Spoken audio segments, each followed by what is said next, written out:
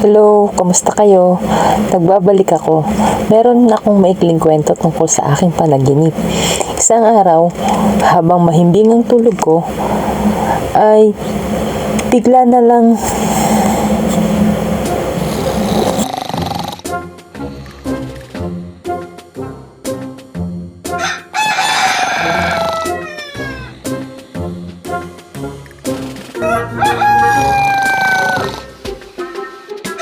ano ba yan? Nanginginan ng manok na to. At dahil sobrang pagod ni Nali, ay nakatulog ulit siya ng mahimbing. Hanggang sa, naalala ko yung kwentuhan namin ng kababata ko. Nali, anong gusto mo maging? Ako, gusto ko maging isang superhero. Talaga ba? Lalabanan ko at ililigtas ko ang mga naapi. At tatawagin nila akong Super Nali.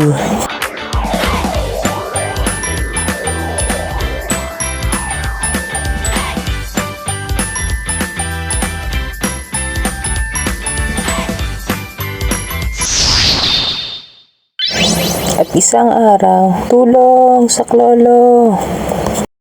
Hihihi. Walang tutulong sa'yo. Layuan mo siya. Ako ang harapin mo. Magtutuos tayo.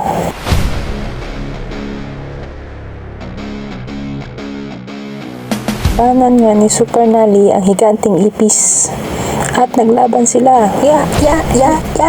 At naging superhero nga si Nali sa kanyang panaginip. Sana nagustuhan niyo na ito yung kwento ko.